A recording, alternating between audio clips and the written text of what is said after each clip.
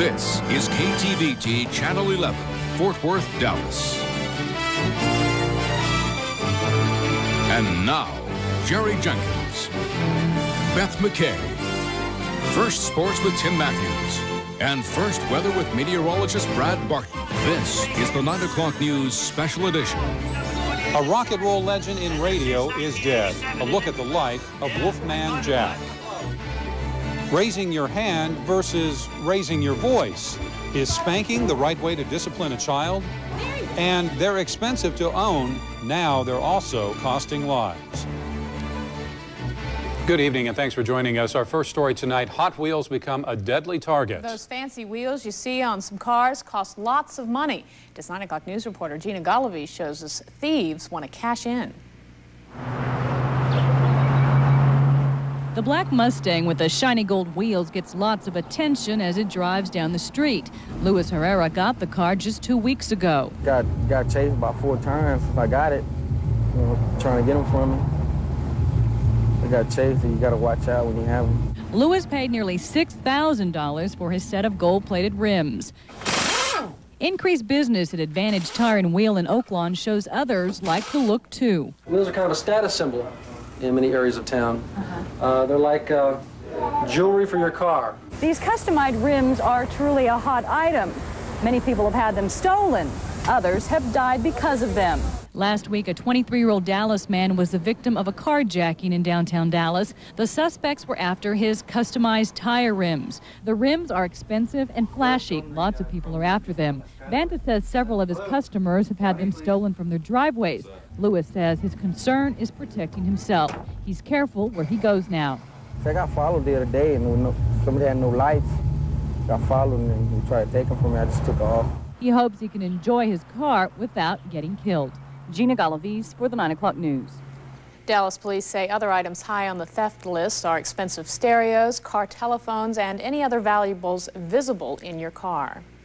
The first day of the new emissions testing brings some problems. A few inspection station owners report computers down. Starting today, you must get an emissions test when you get your car inspected. Owners are glad to have the equipment up and running again, but say it'll take a week before all the difficulties get worked out.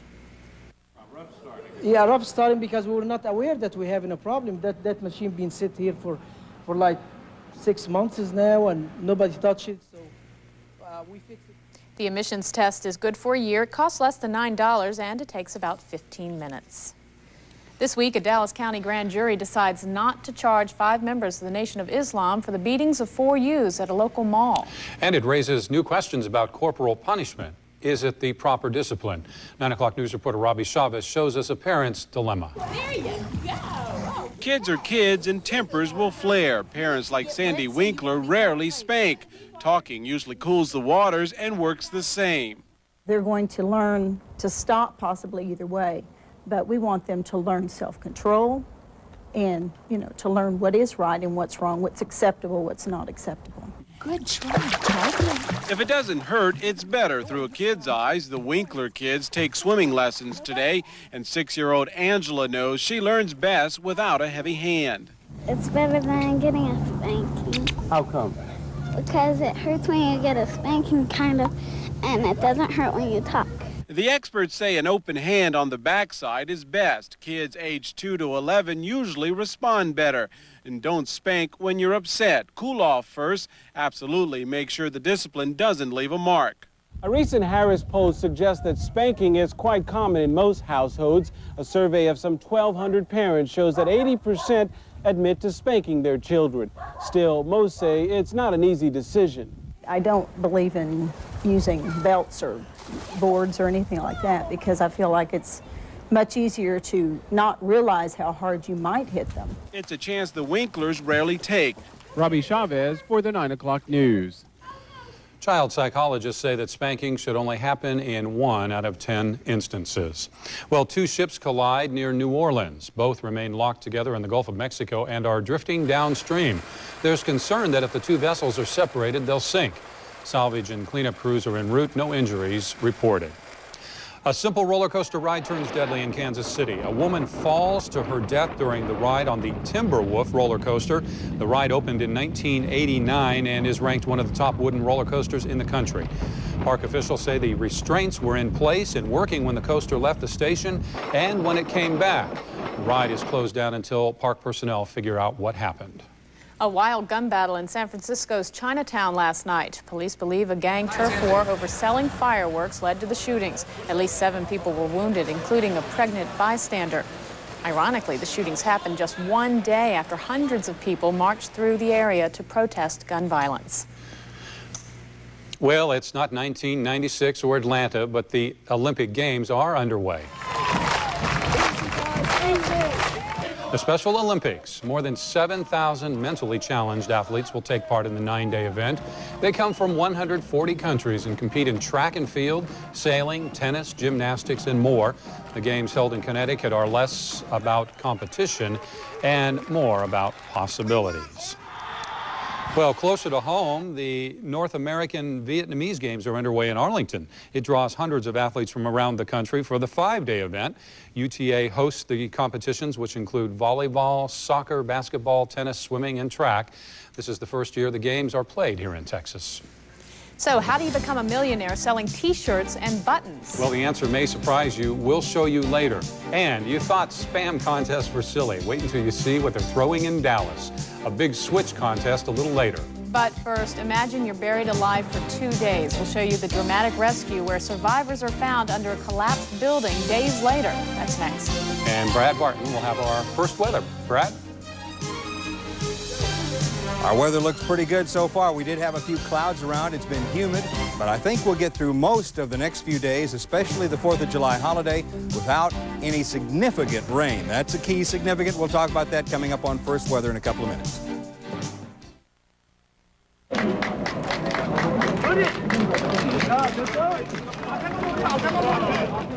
A dramatic rescue in South Korea. 24 survivors are pulled from the rubble of a collapsed department store. As CNN's Sun Ji shows us from Seoul, the search now centers on 250 people still missing.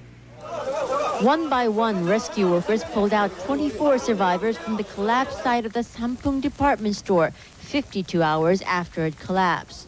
The rescued were in fair condition. The men and women were moaning and sobbing as they were being carried out on the backs of the rescue workers.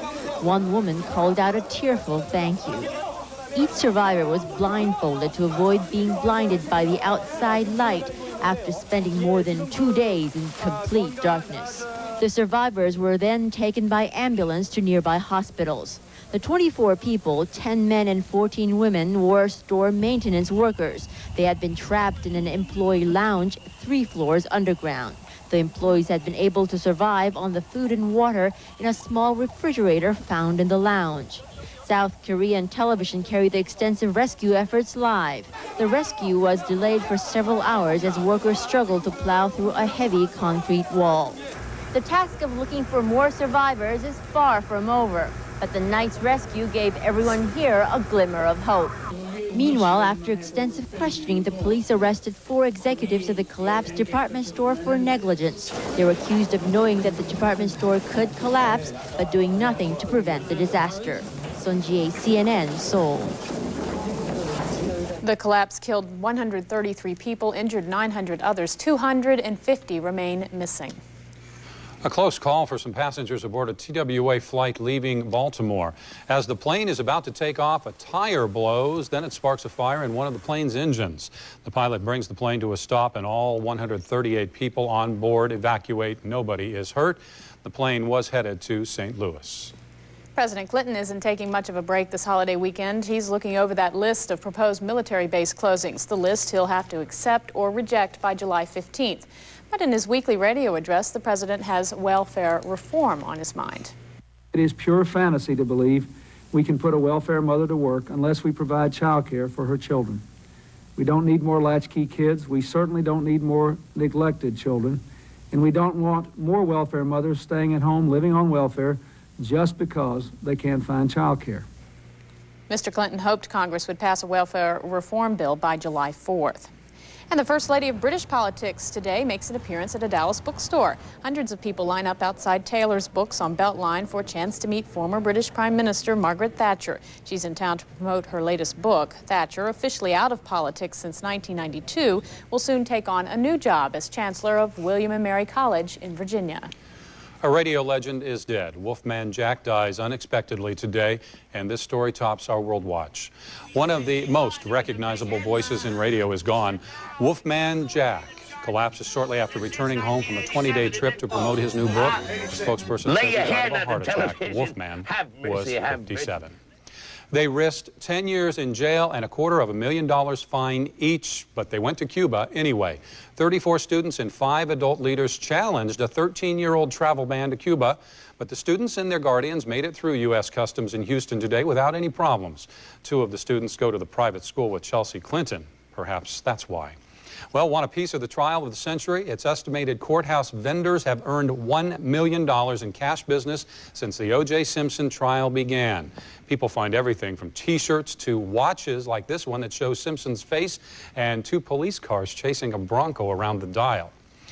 And that's World Watch for tonight. So, how do you prepare for an all-star game? Well, if you're not in the game,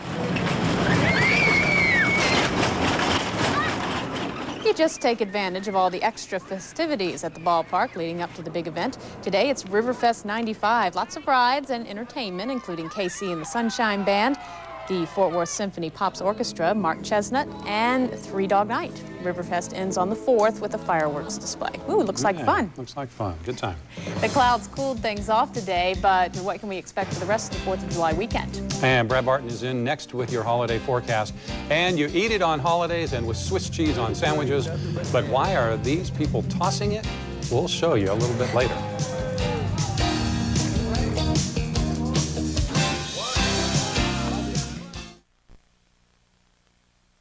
First weather with meteorologist Brad Barton.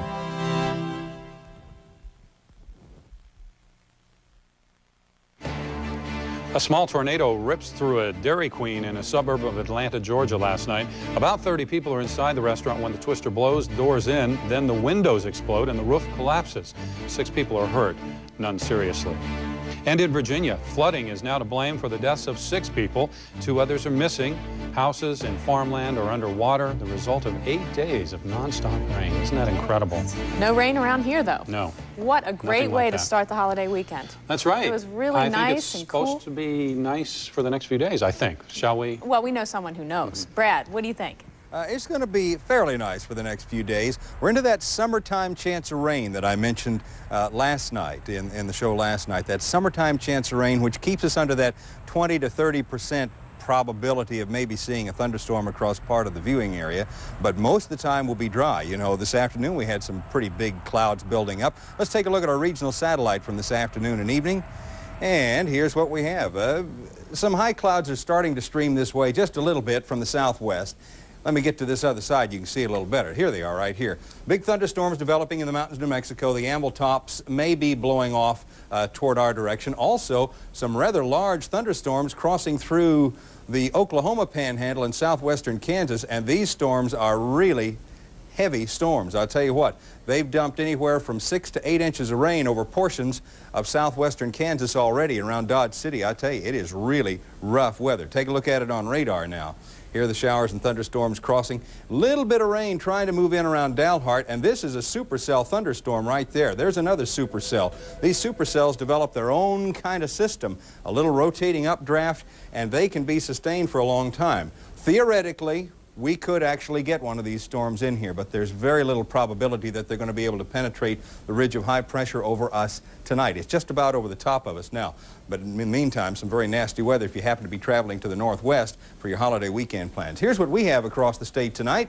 Stationary front across the southern half of the state, 84 degrees now at DFW Airport, 77 with the cooling outflow winds of thunderstorms in the northwestern panhandle, 81 degrees in Sherman-Denison, 87 in San Antonio, still 93 at Del Rio, and 83 degrees at El Paso. They received over 1 inch of rain yesterday, and that is tremendous for El Paso this time of the year. They could use it, I'm sure. 88 was our high today, well below our normal for this time of the year. 66 was the low, and that was 2 degrees off the record set back in 1924. So we did have a cooler than normal day, although, of course, the humidity makes it feel a little bit warmer. Here's what we have tonight on our national satellite. Pretty big rotation of a storm system moving across Ontario now, and again, some showers and thunderstorms in these very copious amounts of rainfall, I guess you could say, right around the New Orleans area tonight. Out west, we do have a new storm system trying to move in on the Pacific Northwest. This one will probably glide north of us, but this little upper level disturbance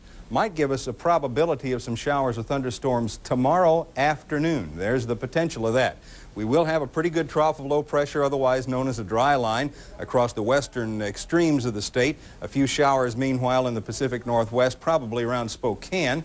Also, we'll see some showers approaching the Great Lakes, showers and thunderstorms along this frontal boundary, very slowly moving now to the east. Also, in the plains up toward Missouri, heavy thunderstorms are likely across that, probably another severe weather day there. Scattered clouds tonight, though, just high, thin clouds. It's, I guess you could say, fair as well, not as cool. Our low will be 66 to 70 overnight, light and variable winds as they begin to cycle back around to the south. Tomorrow, partly cloudy. We'll notice the humidity increasing. Could see a few afternoon thunderstorms, high 88 to 91. We'll be pushing 90. Winds will be stronger, too, if you're going to the lakes out of the south-southeast, 10 to 20 miles an hour. I do have a thunderstorm in the forecast for Tuesday, but it's only one, so your probability of getting one is not all that likely. And we could see a couple more thunderstorms in the afternoon Thursday and Friday, but overall, the next few days look warmer, certainly, but generally dry. Oh, good. That doesn't look too bad. And, no, it's all right. And this will be the last time you'll have to step outside in the sweltering heat. How's it feel? Gooseman Park will be in for some renovations around here, and it's beautiful this evening, but I don't miss it for the late night shows during June bug mating season. That's right.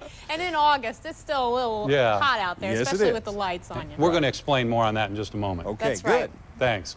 Now, we have a lot to explain. That's right, we sure do. Well, it's a meaty symbol of our switch to CBS. We'll show you what they're tossing in order to win a trip to see David Letterman a little later. But first, in sports. Let's play. You are the most corrupt official in the game, and you can't do that. Tempers flare at Wimbledon. Gerard Moncuret is up next with all the scuttlebutt.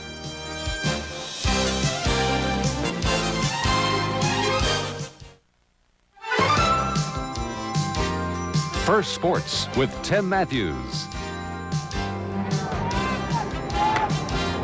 Drive again to left field. Going back is Amarov. Goodbye. Ooh, I love hearing him say that. Goodbye. Gonzo with 2 of them last night. Yeah. They're back in first place. They're trying to, you know, add that up, build that up again. Rangers trying to take advantage of a rare Kevin Gross win last night and expand that 1-game lead in the West behind the arm of Roger Pavlik tonight in Seattle. You can catch that game right here on Channel 11 in about 35 minutes. In Oaktown, former Ranger Ruben Sierra helping his old mates out this afternoon with the 2 RBI single to right against the second-place Angels. Ricky Henderson and Stan Javier score in the first inning, and the A's go on to beat California 5-1. Angels have dropped 5 of their last 6. At Fenway Park, the Red Sox reading up on their 5-game lead in the East, but making headlines in this one, Detroit center fielder Chad Curtis. Curtis rips the sharp single to left, bringing Chris Gomez to the plate with the head-first slide. He is safe. Giving the Tigers a 5-0 lead, they win it 11-2. Chad Curtis extends his hitting streak to 17 games.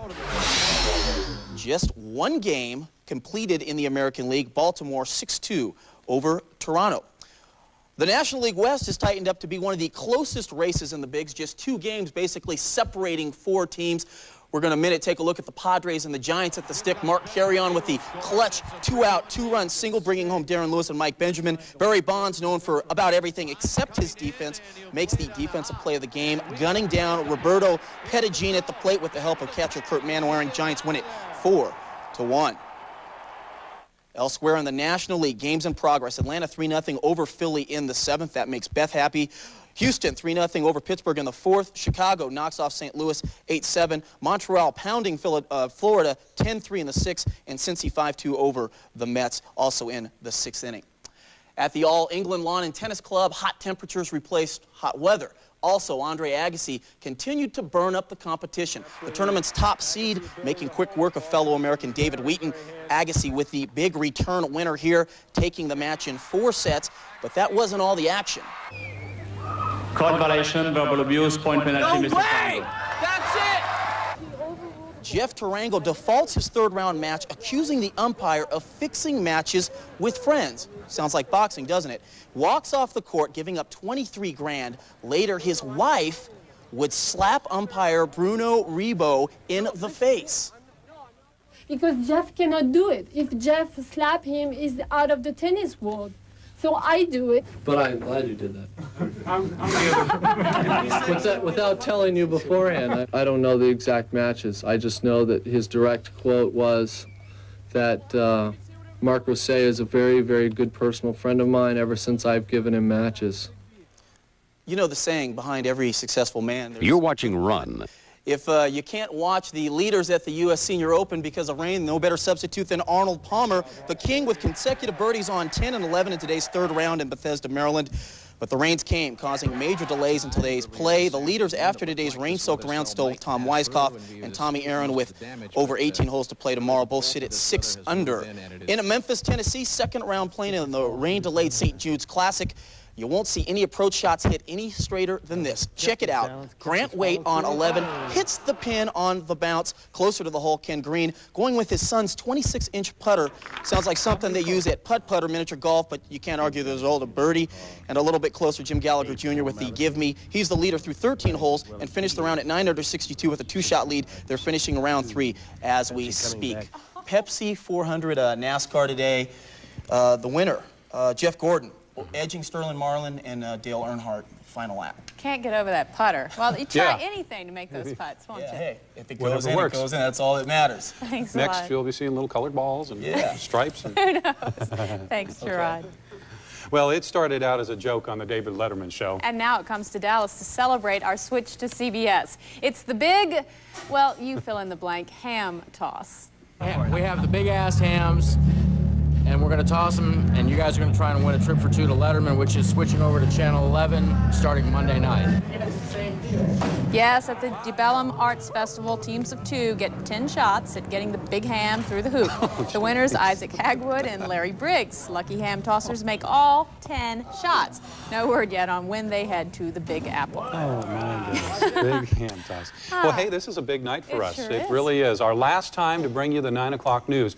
Now, beginning tomorrow at 5:30, we have a brand new look. And a brand new affiliation. By midnight, we become CBS. Tomorrow, we're going to bring you an exciting and fresh approach to news, complete with a new set. No more of this set. It's old, gone. New music and a new format. But if you're still confused about all the station switching, and I know a lot of you are, just stay right where you are. Stay tuned. That's right. In a few minutes, we'll air Are You Ready for This? It really helps clear things up. So that's it. Good night, and we'll see you tomorrow. Good night.